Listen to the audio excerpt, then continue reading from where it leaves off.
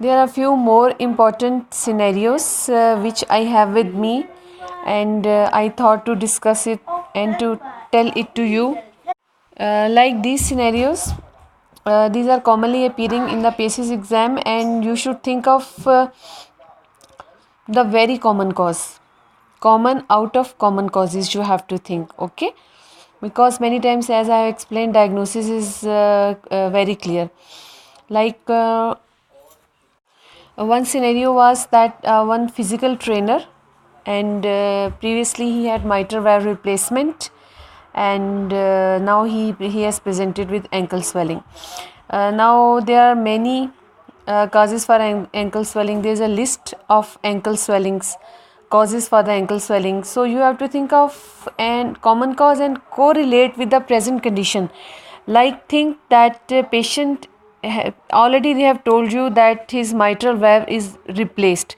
So if mitral valve is replaced and he is physical trainer, it means he is a young person.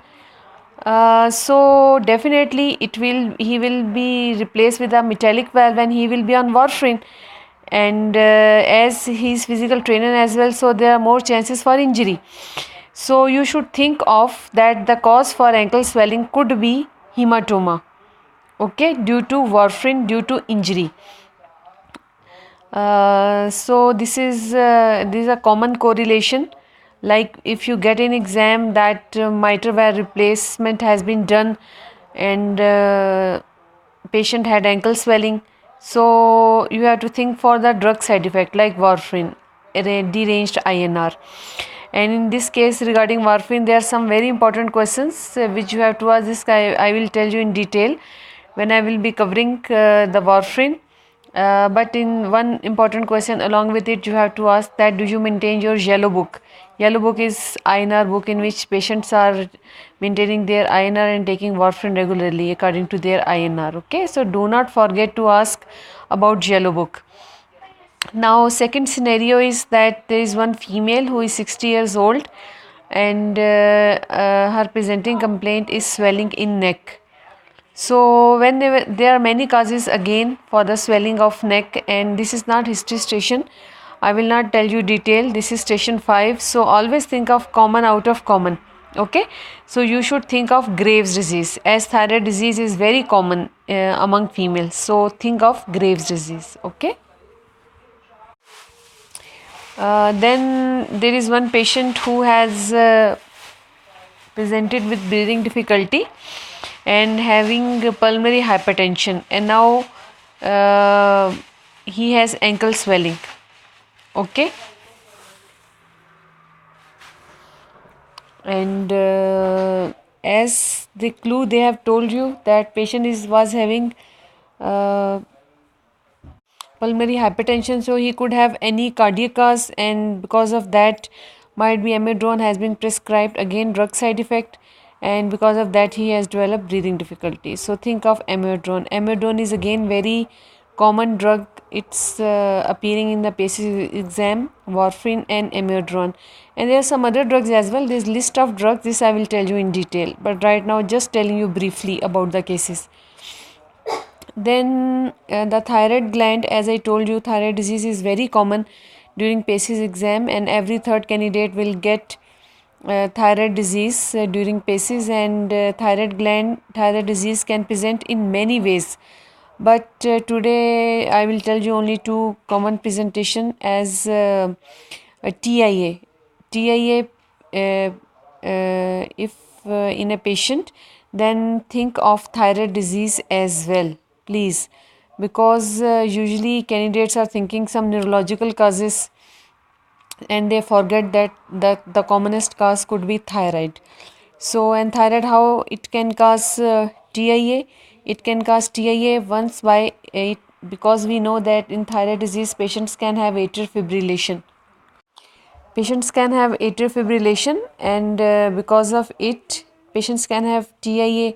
Any emboli can dislodge, and it could be due to compression. If the thyroid gland is enlarged, it can compress carotid artery, and carotid artery stenosis could be the cause for TIA. Carotid artery stenosis causes decreased blood supply to the brain. Okay.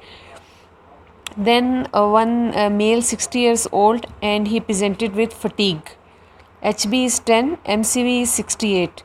So this is hypochromic anemia. Okay, patient is having anemia and fatigue, again very commonly appearing in the PACES exam. There is a list for the differentials for the fatigue. This I will tell you. But right now, if you get this scenario that hypochromic anemia like HB10, MCV 68 with fatigue, think of HHT, hereditary hemorrhagic telangiectasia. Okay, this is also very commonly appearing. And what happens in HHT outside, when you are sitting outside the room, you are giving the scenario that patient has epistaxis. And when you go inside the room and ask patient, what's the problem, then patient says, I have fatigue. So do not be confused and do not mislead yourself. Patient is helping you, rather he has given you another clue that he has anemia, and because of epistaxis. And so do not be confused, and immediately diagnosis should come. And also telangiectasias are evident, they are very much visible on the face, around the lips, inside the nose, on the cheeks. These are visible very much. So this is another clue. And usually I have seen fatigue anemia in the PACES exam, it is coming with HHT. So HHT is very common. Okay, this I will tell you in detail after. So another scenario is one male 60 years old, and he presented with ankle swelling. Okay, and ankle swelling, and previous history is having diabetes and hypertension. So he has a problem in walking while closing eyes. So this is Charcot joint. When patient is long standing diabetic and has ankle swelling, think of Charcot joint. This is also very commonly they are giving. Okay, Charcot joint, very common. How to examine, what questions to ask, and this again I will tell you in detail when I will be covering Charcot joint. Then a female 55 years old, and she has presented with dysphagia. Okay, now causes of dysphagia are many, but this is long term dysphagia, chronic, like for the 6 weeks. And also she has proximal muscle weakness with rash. So dermatomyositis should come into your mind. Okay, polymyositis, dermatomyositis, scleroderma, these should come into your mind, and these are the common causes which can cause dysphagia. Also, despite the fact there are also list of causes which can cause dysphagia, but if with the rash, dysphagia, proximal muscle weakness, then think of dermatomyositis.